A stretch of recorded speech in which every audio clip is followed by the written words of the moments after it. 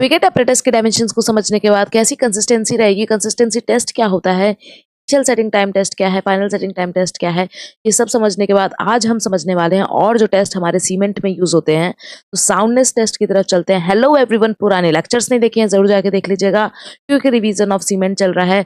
It's me engineer Anchita Singh. तो start करते हैं साउंडनेस टेस्ट के साथ। तो अगर सीमेंट में जब हम बात करें साउंडनेस क्या इंडिकेट करता है, सबसे पहली बात तो हम ये समझते हैं। तो साउंडनेस इंडिकेट करता है चेंज इन वॉल्यूम। कब ये इंडिकेट करता है? Change in volume.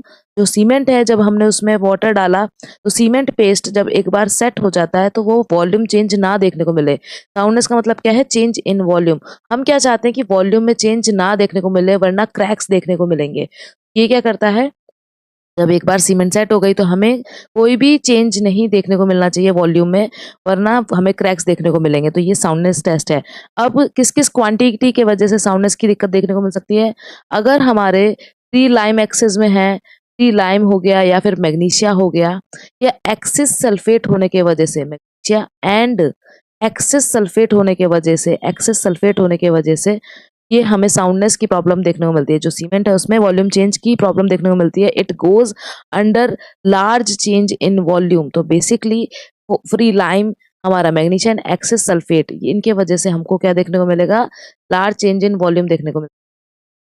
अगर सिर्फ फ्री लाइम की वजह से हमें जब हमें पता करना होता है तो हम यूज करते हैं ली चैटिलियर टेस्ट। इंपॉर्टेंट है ये सब। ली चैटिलियर टेस्ट या थर्ड हम यूज करते हैं फ्री लाइम की वजह से साउंडनेस को पता करने के लिए।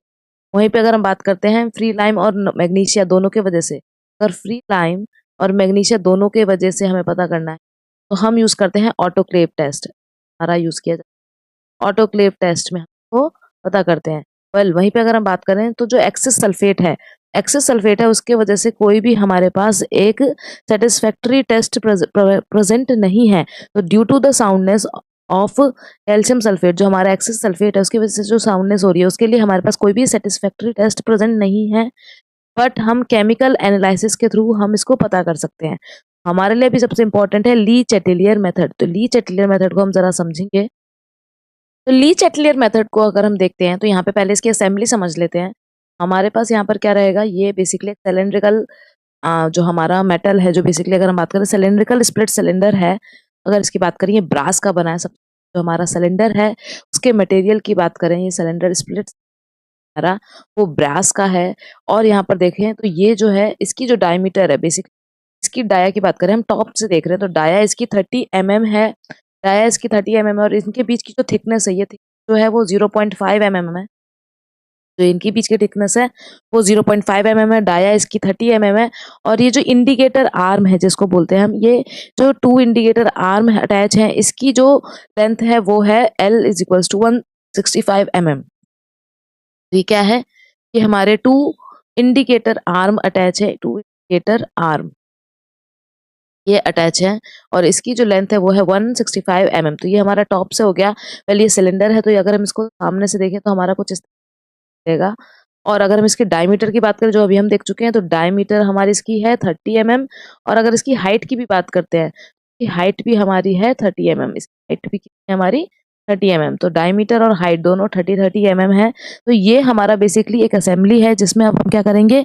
100 ग्राम का सीमेंट लेंगे। 100 ग्राम का सीमेंट लेंगे, उसका पेस्ट बनाएंगे। कंसिस्टेंसी हमारी होगी जो हमने कल भी देखा था। तो 100 ग्राम का सीमेंट लेंगे और 0.78p मिलाकर हम सीमेंट का पेस्ट बनाएंगे। फिर क्या करेंगे? सीमेंट के पेस्ट को माउल्ड में हम पेस्ट को फिल कर देंगे और ग्लास प्लेट लगा देंगे, टॉप पे भी और बॉटम पे भी। तो हमारे पास यहाँ पर क्या होनी चाहिए? 2 ग्लास प्लेट्स भी होनी चाहिए। तो हमारे पास क्या है? ये ग्लास प्लेट्स, जिसको हम टॉप और बॉटम पे लगा देंगे। तो हमने पेस्ट को फिल किया और ग्लास प्लेट्स के हेल्प से इसको कवर कर दिया।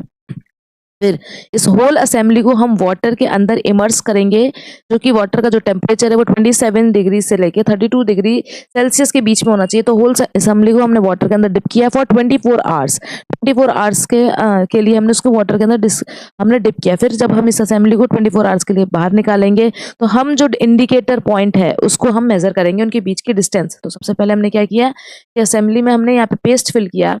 थोड़ा डायग्राम के थ्रू देखते हैं। अब यहाँ पर हमने क्या किया, ये पेस्ट बनाया, सीमेंट का पेस्ट फिल किया, हमने सीमेंट का पेस्ट फिल किया, हमने इसको ग्लास प्लेट से कवर किया और फिर क्या किया, 24 आवर्स के लिए हमने पूरी असेंबली को वाटर के अंदर इमर्स कर दिया, वाटर के अंदर इमर्स कर दिया। फिर बाहर निकाला हमने, जब इमर्स करने के बाद बाहर निकाला तो हमने जो पॉइंट इंडिकेटर है इनके बीच में एक्सपेंशन की रीडिंग को हमने नोट किया, एक्सपेंशन जो है उसकी रीडिंग को नोट किया।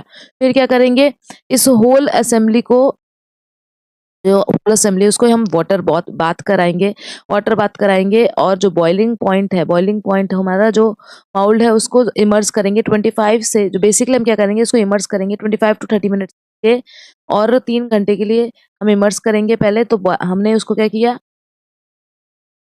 एक्सपेंशन की रीडिंग लिखने के बाद क्या करेंगे, तो माउल्ड को फिर से हम है ना इमर्स करेंगे वाटर बाथ में, फिर उसको हम बॉइलिंग करेंगे 25 से 30 मिनट्स के लिए और 3 घंटे के लिए उसको ऐसे एज इट इज हम बॉइलिंग करने के लिए छोड़ देंगे। फिर उसके बाद क्या करेंगे, हम फिर से इसको निकालेंगे, इसको वाटर के बाहर निकाल के रखेंगे, फिर हम इसको कूल करेंगे। तो सबसे पहले हमने क्या किया, इसको बॉईल किया, फिर हमने इसको बॉईल किया, फिर उसके बाद हमने बाहर निकाला, फिर हमने इसको कूल किया। फिर कूल करने के बाद क्या करेंगे, फिर से हम जो पॉइंटर्स हैं उनके बीच की डिस्टेंस को मेजर करेंगे और उसको राइट कर लेंगे। फिर इन दोनों जो पॉइंट थे, यहाँ पर हमने एक्सपेंशन ऑफ सीमेंट देखा था, पहले यहाँ पर हमने यहाँ पर एक्सपेंशन लिखा, फिर यहाँ एक्सपेंशन होगा, उसकी पॉइंट को हमने रीडिंग को लिखा। इन दोनों रीडिंग को हम जो है उनका डिफरेंस निकालेंगे, उन दोनों रीडिंग का हम क्या करेंगे, डिफरेंस निकालेंगे। तो ये ली चैटेलियर मेथड में हम इस तरीके से करते हैं। अब यहाँ पर इंपॉर्टेंट पॉइंट्स याद रखने वाली बात क्या है कि जो हमारा एक्सपेंशन है सीमेंट का, वो ओपीसी के लिए जो एक्सपेंशन ऑफ सीमेंट है, एक्सपेंशन ऑफ सीमेंट, तो हमारा सीमेंट का एक्सपेंशन है ओपीसी के लिए, इट शुड नॉट एक्सीड, ये नहीं एक्सीड होना चाहिए, 10 mm से ज्यादा नहीं होना चाहिए। ठीक है, तो एक्सपेंशन ऑफ सीमेंट ओपीसी के लिए 10 mm से ज्यादा नहीं होना चाहिए। अगर हम बात करते हैं तो हम अगला टेस्ट जो है वो ऑटोक्लेव के टेस्ट के बारे में देखेंगे। तो ली चैटेलियर टेस्ट में हमने क्या किया, इसकी असेंबली के जो क्वेश्चंस हैं, ये जो असेंबली है इनके जो डायमेंशंस हैं इनसे बहुत ज्यादा क्वेश्चन देखे जाते हैं। तो डायमीटर 30 mm होगी, उनके बीच का जो है, उनके बीच की जो थिकनेस है वो 0.5 mm है। जो ली चैटेलियर हम इंडिकेटर देख रहे हैं वो 165 mm का होना चाहिए। जो हमारी डायमीटर है 30 mm, हाइट भी 30 mm देखने को मिलेगी। सीमेंट का पेस्ट रखेंगे तो इंपॉर्टेंट याद करने वाली बात क्या है, हम यहाँ पे सीमेंट के पेस्ट को 0.78 पी कंसिस्टेंटी वाटर लेंगे, उसका सीमेंट पेस्ट फिल करेंगे, 24 आवर्स के लिए वाटर में इमर्स करेंगे, एक्सपेंशन की रीडिंग लिखेंगे। फिर 25 से 30 मिनट्स के लिए हम वाटर को असेंबली को वाटर में डालेंगे, बॉईल करना स्टार्ट करेंगे, 3 आवर्स के लिए बॉईल करते रहेंगे, फिर कूल करेंगे, फिर एक्सपेंशन की रीडिंग लिखेंगे, उसका डिफरेंस लिखेंगे और ओपीसी के लिए एक्सपेंशन जो है सीमेंट का वो 10 mm से ज्यादा नहीं आना चाहिए। अब नेक्स्ट टेस्ट की तरफ चलते हैं, वो है हमारा ऑटोक्लेव टेस्ट। ऑटोक्लेव टेस्ट को हम बेसिकली अगर लाइम की प्रेजेंस है या फिर मैग्नीशिया की प्रेजेंस है, दोनों की प्रेजेंस में हम फाइंड कर सकते हैं। लेकिन अब यहाँ पर हमें याद करने वाली बात क्या है, जो इंपॉर्टेंट पॉइंट्स है जो पूछे जा सकते हैं, हम उनको जरा डिस्कस कर लेते हैं। तो जैसे कि हमने देखा, ये जो फ्री लाइम है और मैग्नीशिया दोनों के लिए ही सेंसिटिव है हमारे ऑटोक्लेव टेस्ट। इसमें क्या होता है, हम सबसे पहले सीमेंट पेस्ट जो है 25 mm इंटू 25 mm को स्टैंडर्ड ऑटोक्लेव है उसमें प्लेस करेंगे, फिर स्टीम प्रेशर प्रोवाइड करते हैं ऑटोक्लेव में, उसको इस तरीके से रेस करते हैं कि जो गॉज प्रेशर है, बेसिकली गॉज प्रेशर जो है वो जो स्टीम का गॉज प्रेशर है वो 21 kg पर सेंटीमीटर स्क्वायर इन 1 आवर में हम रेस करते हैं। हीट को टर्न ऑन करते हैं बेसिकली, फिर जो प्रेशर है उसको 3 आवर्स के लिए मेंटेन करते हैं। ऑटोक्लेव जो है उसको फिर हम कूल होने देते हैं और जो हमारा लेंथ ऑफ स्पेसिमेन है उसको फिर से मेजर करते हैं। और यहाँ पर जो एक्सपेंशन है वो 0.8% से ज़्यादा नहीं होना चाहिए। ये जो पूरी चीज़ें हैं हम इसको लिख लेते हैं एक बार फटाफट से।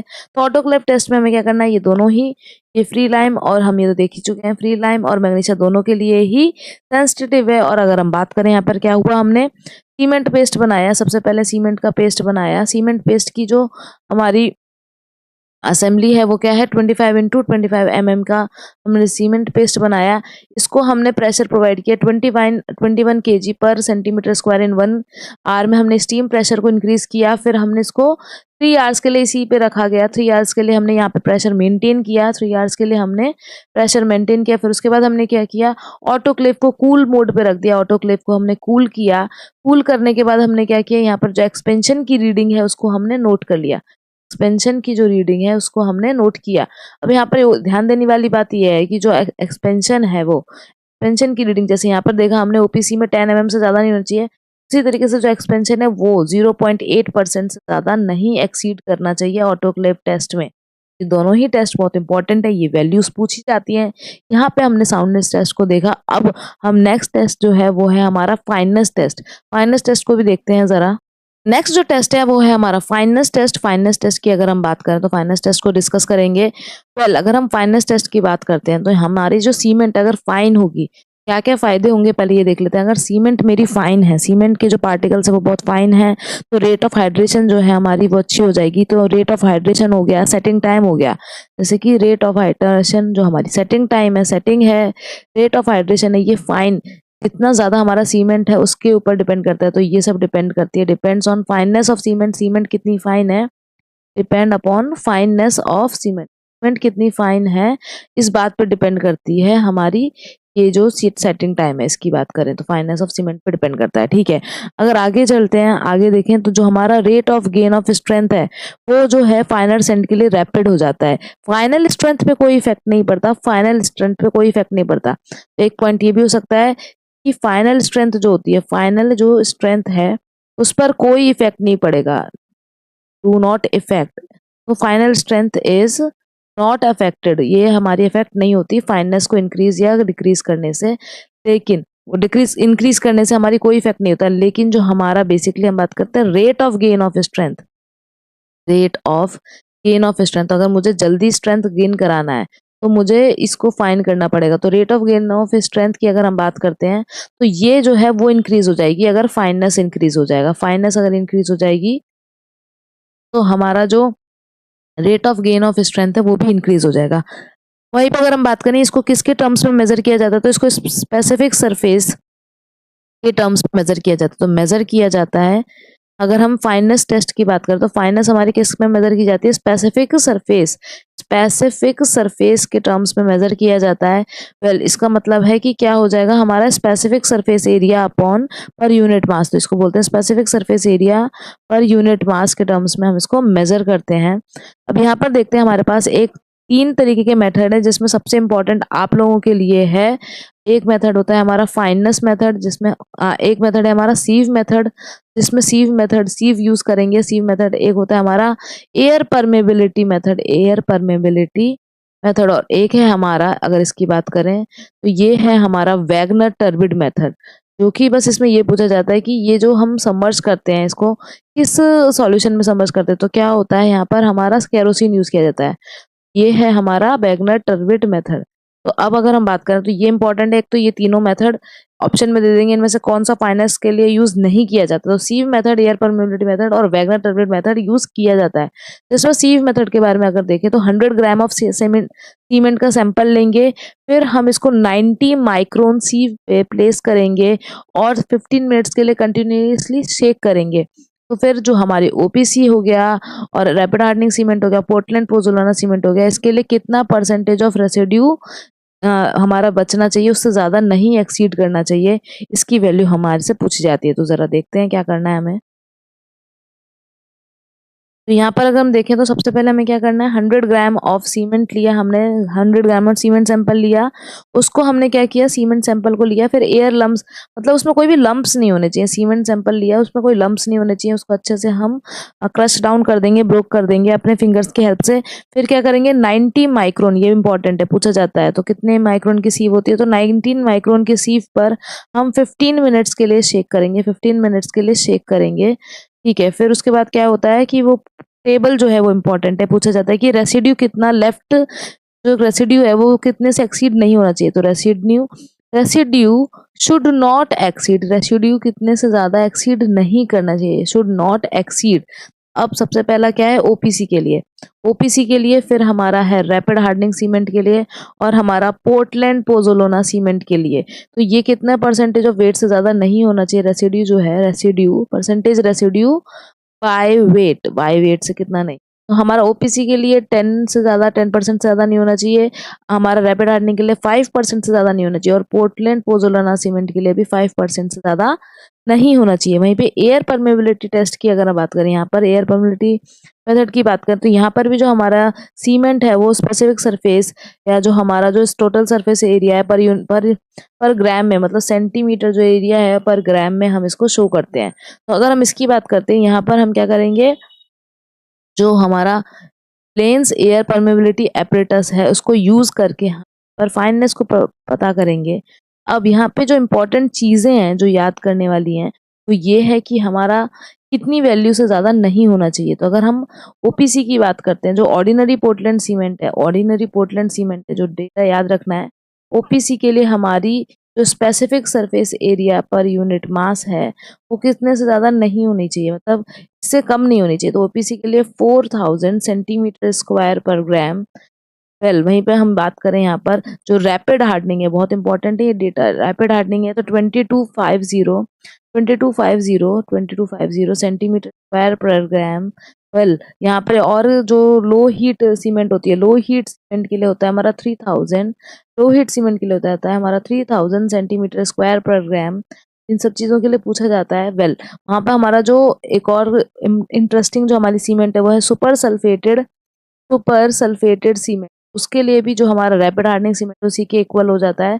तो सुपर सल्फेटेड सीमेंट की अगर बात करें, सल्फेटेड सीमेंट की बात की जाए, सुपर सल्फेटेड सीमेंट में हमारा कितने से ज्यादा नहीं होना चाहिए, ये भी है तो कितने से कम नहीं हो जाए, इससे कम नहीं होना चाहिए, it should not be less than तो 2250 सेंटीमीटर स्क्वायर पर ग्राम, 2250 सेंटीमीटर स्क्वायर पर ग्राम। तो ये जो है कुछ डेटा है, तो specific surface area should not be less than इतना से कम नहीं होना चाहिए। ये है यहाँ पर हम बेसिकली अगर इसकी बात करें तो एयर परमेबिलिटी मेथड में जब हम ये Blaine's air permeability apparatus use करते हैं तो हमें यहाँ से वैल्यू निकालते हैं।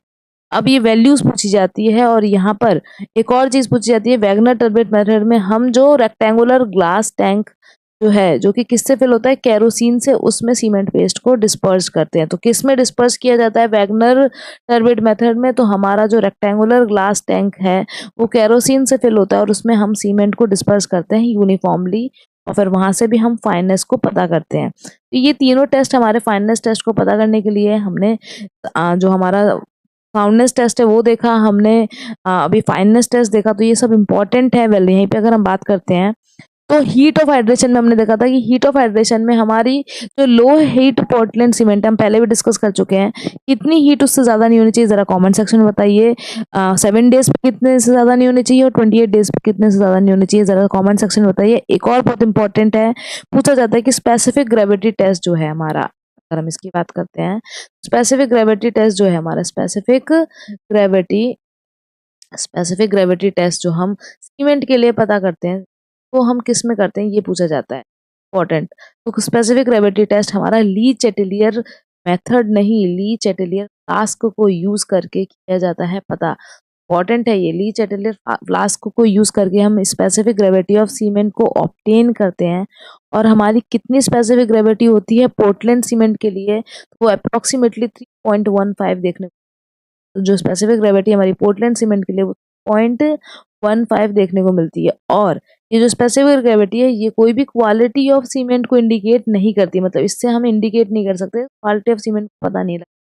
लेकिन यहाँ पर अगर हम बात करें, हमने यहाँ पर देखा कि जो टेस्ट है ऑफ हाइड्रेशन टेस्ट में आपको ये बताना है कि जो लो हीट सीमेंट होती है उसके लिए कितनी हमारी जो हीट है हाइड्रेशन कितने से ज्यादा नहीं होनी चाहिए जो 7 डेज के लिए, और जो हमारा 28 डेज है उसके लिए कितने से ज्यादा नहीं होनी चाहिए। सब इन्फॉर्मेशन आप जरूर बताइएगा।